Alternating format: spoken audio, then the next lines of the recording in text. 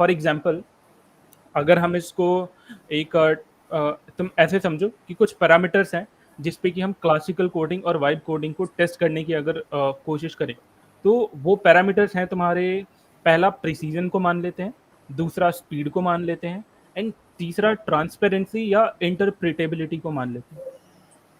ठीक है, तो ये जो 3 पैरामीटर के ऊपर अगर तुम इसको क्या बोलते हैं, टेस्ट करने की कोशिश करोगे classical coding versus vibe coding को, ठीक है, तो फॉर एग्जांपल जैसे जो हमारा पहला पैरामीटर है प्रिसीजन का, तो क्लासिकल कोडिंग जो है उसमें प्रिसीजन बहुत ही हाई चाहिए, ठीक है, बट वाइब कोडिंग में इट इज लो। समझ रहे again proves the yesterday's theory, approximation पे चलता है वो। अप्रोक्सीमेशन पे चलता है। हाँ, जो दूसरा पैरामीटर है स्पीड, वो क्लासिकल कोडिंग में बहुत स्लो होगा, बहुत लो होगा, ठीक है, बट वाइब कोडिंग में बहुत हाई है। एनॉर्मस। सेम गोज विद जो थर्ड पैरामीटर है ट्रांसपेरेंसी एंड इंटरप्रेटेबिलिटी, ठीक है, वो क्लासिकल कोडिंग में बहुत हाई है, ठीक है, लेकिन वाइब कोडिंग में बहुत ही लो है। इवन दो Blend वाइब हो जाए। कोडिंग अगर आप करोगे तो जो आपका जो भी आप मॉडल वगैरह यूज कर रहे हो, they try to put comments everywhere, हाँ, बट स्टिल उनका जो कोड होता है वो इतना ज्यादा उलझा हुआ होता है अपने आप में, इतना ज्यादा प्रॉब्लमैटिक होता that is why vibe coding में जो इंटरप्रेटेबिलिटी है वो बहुत ही है, बहुत ही लो हो जाता है। अब इससे ना अगर तुम इसको बेसिकली फॉर्मुलेट करने की कोशिश करोगे, तो जो वाइब कोडिंग में स्पीड है वो बढ़ गई, लेकिन जब भी तुम्हारा स्पीड इंक्रीज होता है ना, देन प्रिसीजन और जो इंटरप्रेटेबिलिटी है वो ड्रामेटिकली फॉल करेगा। dramatic। तो हाइजेनबर्ग जब सर ने प्यार से कहा था, या हाँ तो स्पीड बता करूंगा या तो डिस्टेंस, मतलब लोकेशन। राइट राइट, तो अब इससे क्या होगा कि जब तुम्हारा प्रिसीजन एंड इंटरप्रिटेबिलिटी फॉल हुआ, तो हम बेसिकली इसको थोड़ा, अगर सिंपल टर्म्स का तो पता नहीं, बट हाँ, एक्सप्लिसिट करेक्टनेस से हम मूव कर गए इम्प्लिसिट ट्रस्ट पे। ठीक है, what do I mean by explicit correctness is कि एक्सप्लिसिट करेक्टनेस का मतलब समझ रहे हो? पहले से मेरे को पता था कि मैं क्या कर रहा हूँ, मुझे सही है। हाँ इम्प्लिसिट ट्रस्ट का मतलब मैं बस मान रहा हूँ कि बंदे ने सही किया होगा हाँ दूर एग्जैक्टली, दूर तक। बस बस बेसिकली यही एन है। assumption। हाँ, तो वाइब कोडिंग में ना यही एक साइकोलॉजिकल शिफ्ट है कि वी हैव, और नॉट वी हैव, बट जो लोग भी इस पर्टिकुलर डोमेन में घुसते हैं, they move from explicit correctness to implicit trust. अब इसके बाद ना जो मैं पैराडॉक्स की बात कर रहा था, वो पैराडॉक्स क्रिएट होता है कि vibe coding actually increases the creative speed, but it decreases your structural confidence। Agreed, ठीक है, तो that one line is important. हाँ, this is why I believe कि तुम्हारा जो क्रिएटिव स्पीड है ना वो बहुत ही फास्ट तो हो गया, बट जो स्ट्रक्चरल कॉन्फिडेंस चाहिए तुम्हें, वो सिर्फ एक सॉफ्टवेयर डेवलपर के पास ही हो सकता है। And this is why I believe कि it is very hard for vibe coders to actually replace the software developers. ठीक है, बिकॉज ह्यूमंस, अगर तुम अभी भी देखो, human still need the anchor correctness.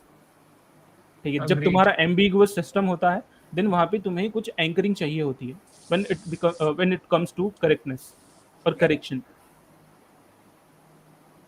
ठीक है, तो यहाँ ये पे मुझे, हाँ हाँ बोलो बोलो। नहीं, मैं कंप्लीट कर लूँ। अरे, मैं यही बोलने वाला था कि दिस दिस द पैराडॉक्स जो है ना, ये मुझे लगता है कि इट शुड बी ट्रीटेड, ठीक है, एज अ फंडामेंटल एक्सियम कह सकते हैं। ठीक है, कि वाइब कोडिंग जो है तुम्हारी क्रिएटिविटी को स्पीड अप कर देगा, ठीक है, बट जो स्ट्रक्चर चाहिए, ठीक है, जो स्ट्रक्चरल कॉन्फिडेंस चाहिए, वो सिर्फ एक सॉफ्टवेयर डेवलपर को ही हो सकता है। क्यों? क्योंकि सॉफ्टवेयर डेवलपर को, जो हमने बात करी ना कि जो तुम्हारी क्या बोलते हैं ट्रांसपेरेंसी और इंटरप्रेटेबिलिटी है, ठीक है, वो क्लासिकल कोडिंग में हाई है, विच मीन्स कि तुमको एक्चुअली में पता है कि बैकएंड में क्या चल रहा है, ठीक है, क्यों चल रहा है, कैसे चल रहा है, you can answer all those WH questions. नहीं, मोहित, सही यू बात। Are correctly right. यहाँ पे एक और चीज आ जाती है, जैसे कि जो हमारे दो सेगमेंट होते हैं, राइट, वाइब कोडर्स के। पहला नॉन टेक्निकल दूसरा टेक्निकल सेगमेंट जो एक्चुअली डेवलपर्स हैं, एक्चुअली इंजीनियर्स हैं, they are using it for productivity boost, which is right. Recommended by us as well कि even the non technical people should learn, again repeating that thing.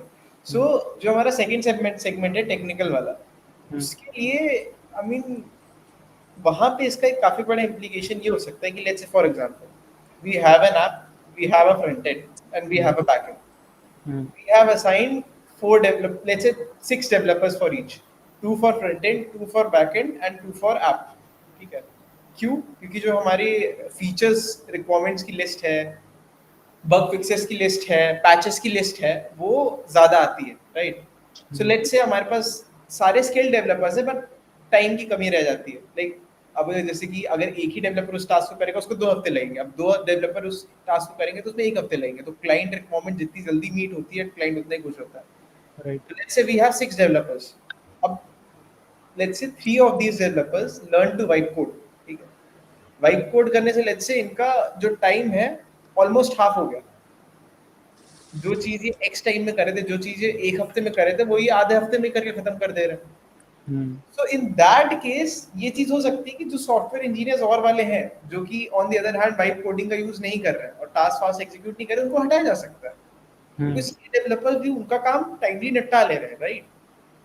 Future में जब requirement आएगी, client अगर extra बढ़ जाएंगे या may be users extra बढ़ जाएंगे, उस केस में हम एक्स्ट्रा डेवलपर्स हायर कर सकते हैं, नो डाउट। बट ऐसे केसेस में ठीक है, डेवलपर्स अपनी जॉब लूज करेंगे। Right. In my opinion, it's not bad, kind of it's not bad, but हाँ ये एक नेगेटिव इम्प्लीकेशन हो सकता है। तो एंड you can say कि हाँ चलो white coding is eating the job of some developers again, but if you not are all developers. correct, if you are on the top creamy layer, ठीक है, जो ओवर परफॉर्म करती है या फिर अंडर परफॉर्म टेक्निकली नहीं करती है, एक्सपेक्टेशन से ज्यादा ही मीट करती है, I don't think so you will be removed. Right.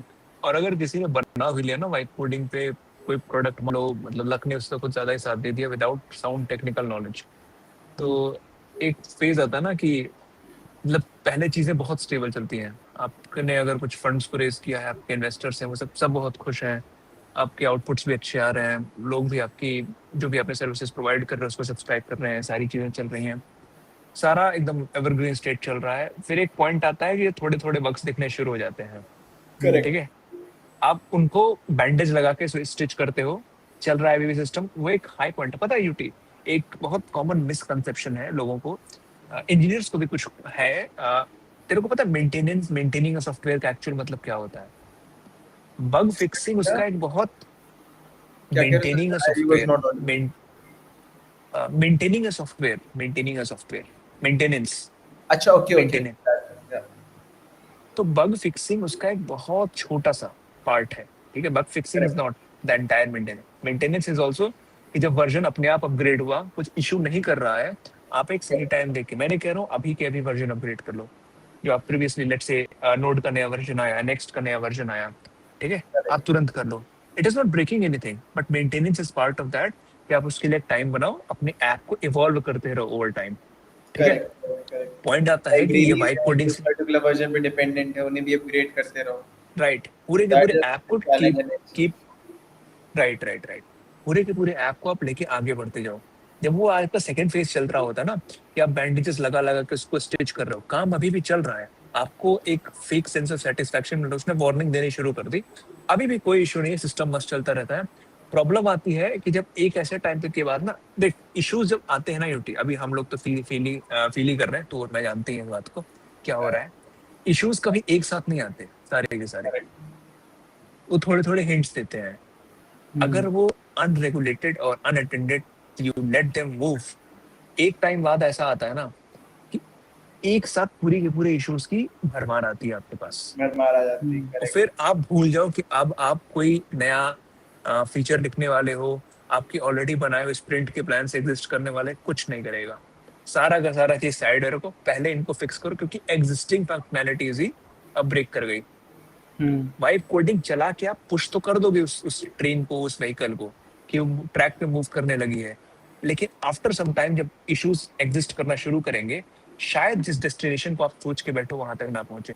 Without solid engineering base I still say, I was saying that, I will say it again. Vibe coding will not lead the destination.